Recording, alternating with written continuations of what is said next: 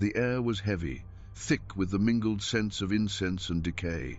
In the heart of the city, beneath the looming walls of a palace that touched the sky, a crowd gathered in anxious silence. The sun burned high above, its light harsh and unforgiving, casting jagged shadows across stone courtyards stained dark by centuries of blood. Somewhere, a bell tolled a single, hollow note that echoed across the rooftops, carrying with it a message no one dared speak aloud. Today, death would come not with swiftness, but with spectacle. Today, a man's body would become a canvas of pain, his agony a lesson etched in flesh for all to see. The instruments of his doom awaited blades honed to cruel perfection, ropes prepared to pull and twist, fires stoked to burn away defiance. And as the crowd pressed forward, their faces pale in the sunlight, they knew they were about to witness not just an execution, but a performance of terror that would linger in memory long after the screams had faded. To understand how such horrors became part of the fabric of a civilization, we must step back through the centuries into the labyrinth of China's imperial history. Here, in a land of breathtaking beauty and boundless cruelty, dynasties rose and fell like the tides of a vast, ancient sea. Each new ruler, each fresh regime, promised order, justice, and peace. And yet, beneath the silk robes and golden crowns, the machinery of power was driven by fear, by the need to control not only bodies but minds, to silence dissent with an iron hand. It was a world where loyalty was demanded, where betrayal was punished, not merely by death, but by death so public, so agonizing, that it served as a warning to generations yet unborn. Picture China at the height of the Tang dynasty, a realm of glittering cities, of poets and scholars, of grand temples and bustling markets. And yet, for all its culture and sophistication, the empire was also a crucible of intrigue, corruption, and rebellion. The emperor ruled as the Son of Heaven, his authority said to be divinely ordained, but heaven's mandate was fragile, its blessing easily lost. Rebellions flared like wildfires, court factions plotted in the shadows, and the emperor's grip on power was always at risk of slipping. In such times, execution was not simply justice. It was theater, it was politics, and it was terror incarnate. One of the most infamous methods to emerge in this world was Lingchi by 1,000 cuts, a punishment reserved for the gravest crimes, treason, patricide, or defying the sacred order. The condemned was tied to a wooden frame, his flesh systematically sliced from his body in a ritual of slow, deliberate mutilation. The goal was not merely to kill, but to destroy physically, spiritually, and symbolically. Every cut was a message, every drop of blood a reminder of the emperor's unchallengeable will. And when at last the condemned expired, his remains might be scattered, his soul denied rest, his family shamed for generations. Lingchi was more than execution, it was annihilation. But Lingchi was only one tool in the imperial arsenal. There was also the waist chop, a single devastating stroke of the blade that severed a man at the midsection, leaving him alive for a few moments to witness his own ruin. There was slow strangulation, where the rope was loosened and tightened again and again, drawing out the victim's suffering. There were burnings, flayings, crushing beneath heavy stones. Each method chosen with care, each one suited to the crime, to the message the emperor wished to send. Behind these punishments lay a philosophy as old as the empire itself, the belief that the body was sacred, a gift from one's ancestors. To destroy it was to sever the link to the past, to doom the soul to eternal wandering. Thus the horror of these executions was doubled. They inflicted not only physical torment, but spiritual obliteration. The condemned faced not just death, but the destruction of all that tied him to family, to history, to the afterlife. The legal codes that enshrined such punishments were detailed, exhaustive, and chilling in their precision. The Tang Code, one of the most influential legal documents in Chinese history, laid out crimes and corresponding penalties in meticulous detail. Treason, Lingchi; murder of a parent, Lingchi; conspiring against the emperor, Lingchi. Even lesser crimes could warrant terrible fates, for the law was a tool of order, and order was all that stood between civilization and chaos. Yet these laws were not mere abstractions. They were enforced by officials and executioners who became masters of their grim art. The executioner was not a brute, but a craftsman, trained to deliver suffering with precision and control. His tools were kept in perfect condition, his techniques refined over years of practice. The ideal execution was one in which the condemned's pains served the state, in which the spectacle of agony preserved the fragile balance of power. The crowd played its part, too. Ordinary citizens summoned to witness the destruction of traitors and criminals, to feel the chill of fear, to learn the price of disobedience. The square would fill with merchants, farmers, scholars, beggarsmen, women, children, all drawn by the irresistible pull of the macabre. They watched in silence, or murmured prayers, or turned their faces away in horror. And when it was over, they returned to their lives. The image of the condemned's final moments burned into memory. But executions were not confined to the grand cities or imperial capitals. Throughout the empire, in remote provinces and along the borders of civilization, local magistrates and governors wielded the same authority, often with less restraint. Here, far from the watchful eye of the court, cruelty could take on a life of its own. A rebellious village might be punished with mass executions. A failed uprising might see its leaders paraded through the streets, humiliated and broken, before being dispatched in the most public and painful ways. The empire's reach was vast, and its instruments of terror were everywhere. As dynasties rose and fell, the Song, the Yuan, the Ming, the Qing, the patterns repeated.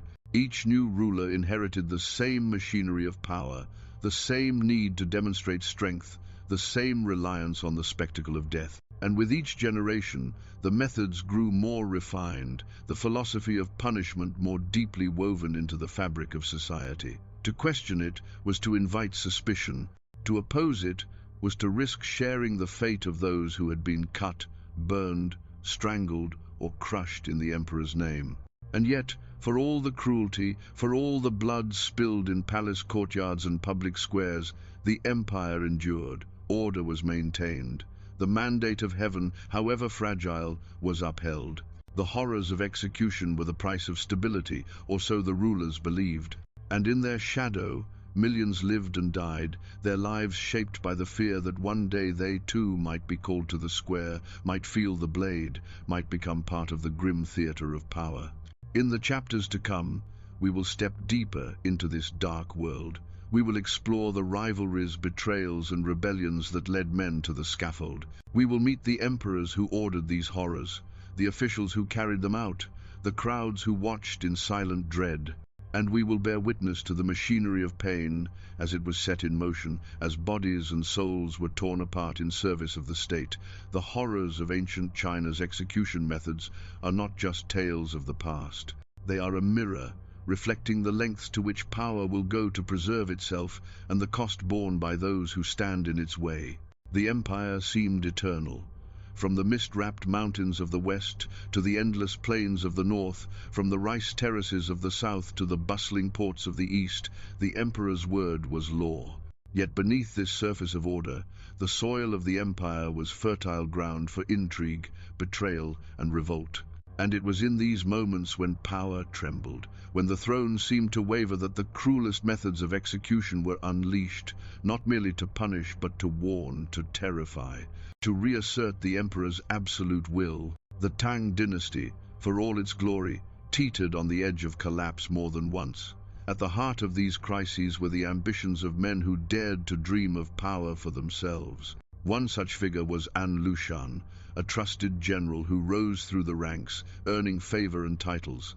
But ambition knows no loyalty. In 755 AD, An Lushan turned his armies against the dynasty he had served, declaring himself emperor of a rival regime. His rebellion plunged China into chaos. Millions perished, and the empire's strength was sapped for generations. But An Lushan's rise was as swift as his fall. Betrayed by his own son, he was assassinated in the shadows of his usurped palace. And those who had followed him, officers, ministers, scholars who had pledged their allegiance, were rounded up. The emperor's wrath was swift, his message clear: treachery would not be tolerated. The rebels were dragged in chains to the capital, their fate sealed before their trials even began. And so, in crowded squares and palace courtyards, they met their end not with clean execution, but with the prolonged torments reserved for the gravest of traitors. Lingchi awaited many of them. The executioner, chosen for his skill in prolonging life while delivering pain, would step forward with blades so sharp they could slice flesh without breaking bone. Before the eyes of the assembled masses, piece by piece, the traitor's body was dismantled, his screams a symphony of suffering that echoed from the palace walls. For the emperor, this was justice. For the crowd, it was both horror and reassurance. The empire still stood, and betrayal would never go unpunished. But the story of An Lushan was only one chapter in a long chronicle of treachery and retribution. During the Song dynasty, threats to imperial rule often came not from distant warlords but from within the palace itself. Eunuchs and ministers, generals and princes, each schemed and maneuvered, seeking favor, power, survival. And when these plots were uncovered, as they always were, the punishment was as much about spectacle as it was about law. Consider the case of Kai Jing, a chancellor whose policies earned him enemies at court. Accused of corruption and treachery, he fell from grace and was exiled, but even exile was not protection. When a new emperor came to power, eager to cleanse the court of its past sins, Kai Jing was recalled, tried, and condemned. The method of his death was chosen not merely to end his life, but to erase his honor. Strangulation would have been too merciful. Instead, the sentence decreed a public humiliation, his body exposed to the scorn of the crowd, his legacy shattered alongside his bones. Such scenes played out again and again as dynasties rose and fell. The Yuan, the Mongol dynasty that ruled after the Song, brought their own brutal customs, blending Mongol traditions with Chinese practices. Rebels were crushed beneath heavy stones, buried alive, or impaled in ways meant to break the spirit as much as the body. The Ming, who followed, restored Han rule, and with it a renewed zeal for maintaining order through terror. The dynasty's founder, Zhu Yuanzhang, had risen from poverty and knew too well the chaos of rebellion. His reign saw purges that claimed the lives of thousands of officials, each execution a step in the consolidation of imperial power. It was during the Ming that the bureaucracy of death reached new heights of precision. The legal code expanded, detailing ever more punishments for ever more crimes. The machinery of the state became a vast engine, grinding down not only those who rebelled openly, but those who whispered dissent in darkened rooms, who wrote forbidden words, who dreamed dangerous dreams. And for each of these crimes, a method of execution was devised to match the supposed sin. But rebellion was not always a matter of armies or court conspiracies. Sometimes the threat came from ideas. During the Qing dynasty, the last imperial house to rule China, scholars and poets found themselves in peril as the state sought to control not just action but thought. Books were burned, their authors silenced, often by the blade. The crime? Words that could inspire rebellion, that could question the divine right of the Manchu rulers, that could suggest a world beyond the emperor's grasp. And so, the punishment matched the crime, execution by methods designed to destroy the body and erase the voice that had dared to speak. The tools of these executions were many. The waist chop in particular was favored for certain offenses, a single blow that divided the body, leaving the condemned conscious for those final, excruciating moments. There was a calculated cruelty in it, a reminder that the emperor's reach extended beyond death itself. Even after the head fell or the heart ceased to beat, the shame endured, staining family and memory alike. The crowds that gathered for these spectacles became, over time, part of the machinery of control. They came not only to witness but to participate, their presence a ritual affirmation of the emperor's power. They watched as rebels were paraded through the streets, mocked and jeered, then dispatched in scenes of horror that would haunt their dreams. And in their hearts, fear mingled with fascination, for if the emperor could command such fate for the mighty, what hope was there for the humble? Yet not all executions were grand public affairs. Some were carried out in the quiet courtyards of prisons, witnessed only by officials and guards, their records sealed, their victims forgotten by all but grieving families. These deaths served a different purpose, the spectacle of deterrence, but the quiet removal of threats, the erasure of inconvenient lives. Throughout it all, the emperors maintained the fiction that such cruelty was necessary, that the stability of the realm demanded it. And perhaps they were not wrong. For in an empire as vast and diverse as China, where languages, cultures, and loyalties often clashed, fear proved a powerful glue. The machinery of death kept the empire whole, even as it stained the soil with the blood of its own people. In the next part of our journey, we will step closer to one such execution, meet the emperor who decreed it, the victim whose life would end in agony, the executioner who wielded the blade, and the crowd drawn to witness. We will see how, in a single moment, the machinery of terror turned, grinding flesh and bone beneath the weight of empire. The city awoke beneath a sky the color of cold iron, its ancient walls casting long shadows across the narrow streets. From the river docks to the palace gates, a hush settled over the Capitala, silence heavy with dread. Today was not a day for markets or festivals. Today the empire's justice would be made flesh. The imperial decree had been read aloud at dawn. A traitor would die, and he would die in a manner befitting his crime. Lingchi by 1,000 cuts had been chosen. A punishment so feared, so unspeakable, that even the mention of it sent a shiver through the hearts of the boldest men. And now, as the hour approached, the city braced for the spectacle that would burn this lesson into memory. The condemned was a scholar once admired for his brilliance, a man who had served the empire with loyalty until ambition or desperation, or some fatal combination of both, led him down a darker path. His name was whispered no more, for to speak it was to invite suspicion. In the eyes of the state, he was no longer a man, but a warning made flesh. His crime, conspiring with rebels in distant provinces, supplying them with secrets meant only for the emperor's ears. The betrayal had been uncovered swiftly. The punishment had been decided even more swiftly. In the imperial palace, the son of heaven and emperor, known for his cold wisdom and unbending will, received reports from his ministers. His face, carved in stillness like a statue of jade, betrayed no emotion. He did not attend the execution. That was not his role. His power was in the command, not the spectacle. But his presence hovered over the city, as real as the banners that snapped in the breeze above the execution ground. The execution ground itself lay beyond the southern gate, a vast open space where countless lives had ended in service of order. Stone flags paved the square, worn smooth by centuries of feet, of blood, of rain. At its center stood the frame to which the condemned would be bound, a simple structure of dark wood, sturdy, unadorned, older than memory.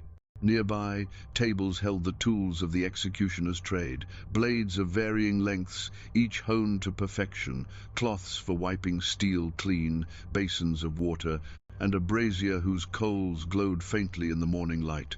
The executioner was a man of few words, chosen for his precision, his discipline, his ability to draw out death with neither haste nor hesitation. His face was hidden beneath a cloth mask, his eyes steady, unblinking. To him, this was duty. He neither pitied nor hated. His art lay in the measured rhythm of pain, the controlled unfolding of agony. Around him moved his assistants, silent, practiced, each knowing his role. And then there was the crowd. They began to gather at first light. Merchants with shuttered stalls, peasants drawn from the fields, scholars in threadbare robes, children clinging to their mothers. They came not out of cruelty, but out of fear, out of the need to see and understand what defiance cost.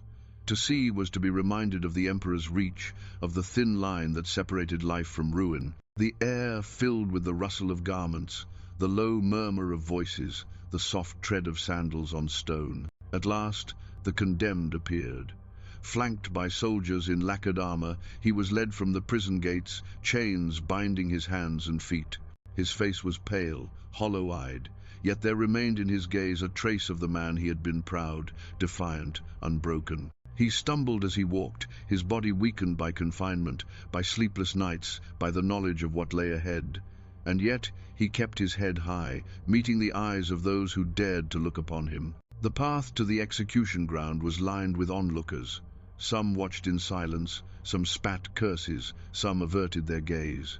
The condemned heard it all, the muttered prayers, the whispered accusations, the weeping of a woman hidden in the crowd who had once called him friend. Each step was a farewell, to life, to hope, to all that he had known. At the edge of the square, the soldiers halted.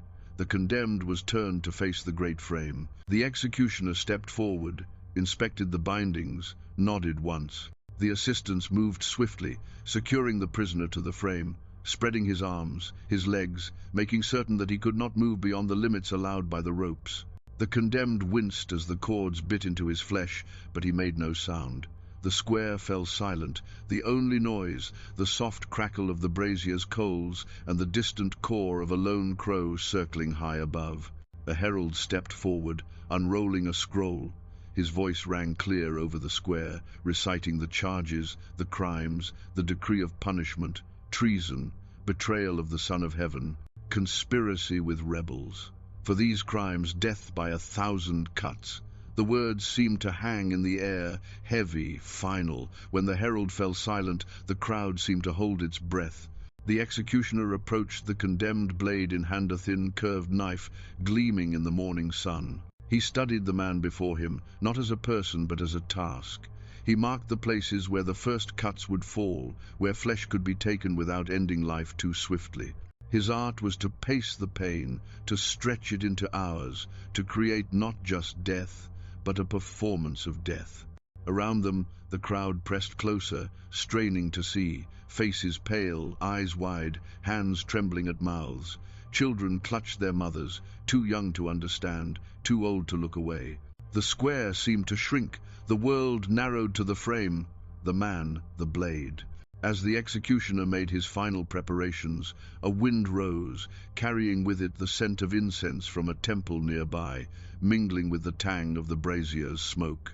The condemned closed his eyes, breathing deeply, as if to draw into himself the last of the world's sweetness before the blade found its mark. The executioner raised his hand. The first cut was about to fall. In our next chapter, we will bear witness to what followed, the slow, deliberate unmaking of a man, the sounds, the sights, the unbearable tension that gripped the square as the machinery of pain began its work. We will see how the crowd reacted, how the condemned endured, how the executioner carried out his grim duty with chilling precision. The square had fallen into a dreadful hush. Even the crows circling above seemed to quiet, as if nature itself recoiled from what was to come. The condemned man's body strained against the cords that bound him, his chest rising and falling with the weight of final breaths. Before him stood the executioner, his blade poised, glinting in the pale light of morning. Around them, the crowd watched, thousands of eyes fixed on a single point where life and death met in brutal spectacle. The first cut came swift and small, a clean slice along the shoulder's curve. A thin line of red welled up, glistening before it began its slow descent down the man's arm. The condemned grunted, a sharp, involuntary sound, but kept his gaze forward, unblinking. The executioner wiped his blade on a cloth, then made the second cut, just below the first, peeling back a sliver of skin. This time, the man gasped, his hands twitching against the ropes. The art of Lingchi was in its pacing. The executioner worked with the patience of a sculptor, each stroke precise, deliberate. His blades varied, some slender and curved for delicate work, others broader for deeper slices. After every few cuts, he paused, allowing the condemned suffering to deepen, to fill the air like incense thick with grief. He would clean his tools, wet his hands, adjust the cords as needed. There was no rush. Lingchi was not about ending life. It was about unmaking it, piece by piece. The crowd swayed as if caught in a tide of horror. Some turned away, unable to bear the sight of flesh so meticulously stripped from bone. Others watched, pale and wide-eyed, as if transfixed by a nightmare made real. A woman sobbed into her sleeves, a child whimpered and was hushed by trembling hands. Merchants, soldiers, monks, beggars, all drawn together by the gravity of suffering, all witnesses to a lesson written in blood. The executioner moved to the chest, drawing his blade with care across the ribs, lifting strips of skin and muscle. The condemned shuddered, his face contorting, breath hissing through clenched teeth. A cry broke from his lips, raw, guttural a sound that echoed off the stone walls and sent a shiver through the assembly. The sound of the blade against flesh, the wet slide, the soft hiss of blood meeting the cold stone below it, was a symphony of agony that seemed to make the very air tremble. The smells grew stronger, the copper tang of blood mingling with the acrid smoke of the brazier, the faint sweetness of incense from a nearby shrine, the sour stench of sweat and fear. The ground darkened beneath the frame, stained by the life that ebbed from the man with every cut. Flies gathered, drawn by the scent, their buzzing a cruel counterpoint to the condemned's fading cries. Minutes stretched into hours. The condemned's strength waned, his head drooping, his cries reduced to hoarse gasps. But still the executioner worked, ever methodical, stripping flesh from the thighs, the arms, the flanks. Each cut was a small death, each pause a reprieve that brought no comfort. Blood ran in rivulets down the frame, pooling at its base, soaking into the thirsty stone. The crowd had grown quieter still. Where once there had been murmurs, now there was only the sound of weeping, of prayers whispered through chattering teeth. Even the most hardened spectators felt the weight of what they beheld. For here was not just punishment, here was the raw display of power, of control over life itself, rendered in strokes of steel and crimson. As the sun climbed higher, casting harsh light across the square, the condemned began to slip beyond pain. His eyes glazed, his body slackened. The executioner paused, gauging the line between life and death. For the ritual demanded that the man be kept alive as long as possible, that he feel the full measure of his undoing. A splash of water to rouse him, a tightening of the cords to draw him back from the edge of oblivion, and then the work resumed. The executioner now turned to the face, slicing with the utmost delicacy around the cheeks, the forehead, the ears. The crowd recoiled as one, the sight too much to bear. What had been a man became something else unrecognizable, reduced, destroyed not in haste or rage, but with cold, practiced intent. The body was no longer flesh and bone alone. It was a canvas on which the Empire's message was written. Defiance would be met not just with death, but with the erasure of self. At last, as the day wore on, the executioner's work neared its grim conclusion. The condemned, barely clinging to life, was granted a final mercia, what passed for mercy in this theatre of cruelty. A single, swift cut ended his torment, his body collapsing against the frame. The square remained hushed, the crowd stunned by what they had witnessed. The executioner stepped back, his blade stained, his mask wet with sweat. Assistants moved forward, unbinding what was left of the man, gathering the remains with care. The body would be taken beyond the city walls, denied the honor of burial, its ashes scattered to the winds so that no grave might honor or remember. The name of the condemned would be stricken from records, his family shamed, his memory turned to dust. The crowd began to disperse, silent, shaken. Some stumbled away in tears, others walked as if in a trance. The image of the condemned's end would haunt them, a vision to be retold in hushed voices, a warning passed from parent to child. The square emptied, leaving only the bloodstains on the stone, the dark wood of the frame, and the ghost of suffering lingering in the hot, heavy air. In our final chapter, we will explore the aftermath of this execution, how it served the Empire, how it shaped the dynasty's rule, and how its legacy endures as a dark reminder of the price of power. The square lay empty now, save for the stains on the stone and the faint echo of a crowd's collective breath held too long. The execution frame stood abandoned, darkened by blood and sun, a silent monument to the terrible lesson that had unfolded. But though the body was gone, though the crowd had dispersed, the true purpose of the execution had only just begun. For this was not merely the death of a man, it was the assertion of power, the reinforcement of order, the reminder that the Emperor's will was absolute. In the days that followed, whispers of what had been witnessed spread beyond the capital's walls. Traders carried the tale down the river, soldiers spoke of it at distant garrisons, peasants shared the story by firelight in villages far from the imperial court. Each retelling added weight to the warning. Lingchi had done its work, not merely in unmaking a man, but in binding a nation tighter beneath the emperor's gaze. Fear became law, memory became a chain, and yet the effects reached beyond the immediate. The family of the condemned felt the empire's punishment long after the blade had fallen. Their lands were seized, their names erased from the scrolls of honor. Sons and daughters lived beneath a shadow they could never escape, their ancestors' shame woven into their own fates. In a culture where filial piety and ancestral pride formed the bedrock of identity, this was a second, subtler death wound that endured across generations. For the emperor, the execution was both tool and symbol. The machinery of death kept his court in check, silencing rivals, deterring plots, affirming the divinity of his rule. But it also served to remind him, and those who served him, of the fragility of power. Every cut, every drop of blood spilled in the square was a testament to the cost of empire. For all its grandeur, the dynasty stood on a foundation of control maintained through terror as much as through law, through spectacle as much as through governance. And so it was across the centuries. From the Tang to the Song, from the Ming to the Qing, the dance of power and punishment continued. Each dynasty inherited the instruments of execution, refining them, codifying them, wielding them as the times demanded. Rebellions rose, and the machinery of death ground them down. Plots were uncovered, and conspirators met their end beneath the executioner's blade. The names changed, the faces changed, the methods evolved. But the message endured: defy, and you will be destroyed, not just in body, but in memory, in spirit, in every way that mattered to those who lived under heaven's mandate.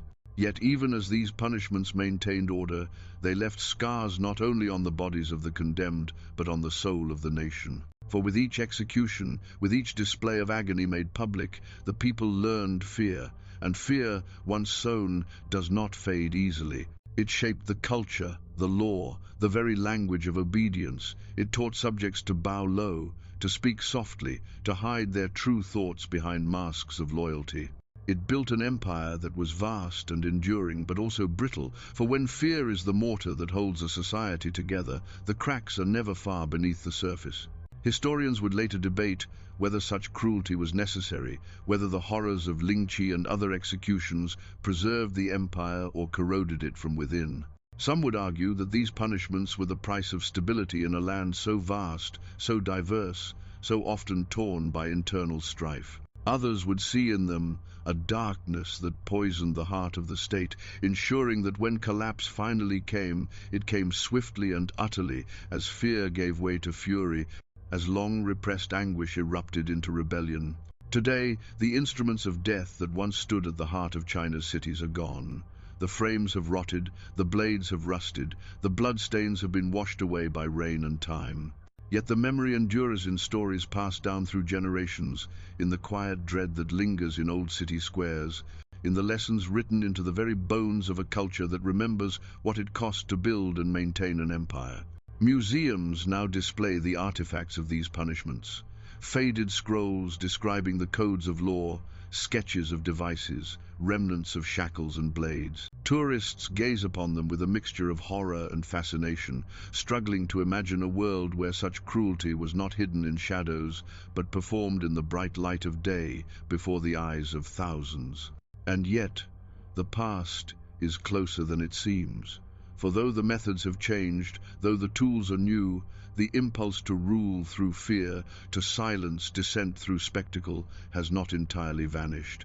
It wears new faces, speaks new words, but it lingers, waiting in the corners of power.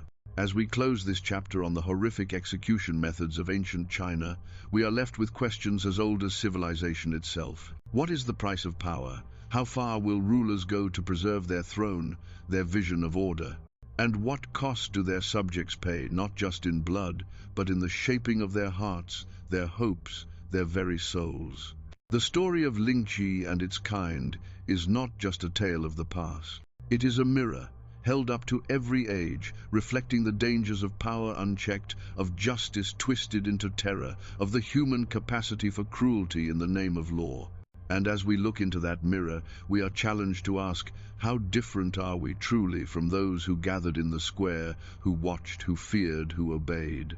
In our next journey into dark history, we will travel to another shadowed corner of the human past, whether it be the secret sects of assassins that haunted ancient Persia, the cursed treasures that brought down empires, or the hidden prisons where terror was forged in silence. The darkness runs deep, and we will continue to explore it together. If you found this story as haunting as it was illuminating, subscribe, share, and join us for the next tale from the depths of history's forgotten nightmares. The past is never gone. It waits, just out of sight, ready to remind us of what we were and what we might become.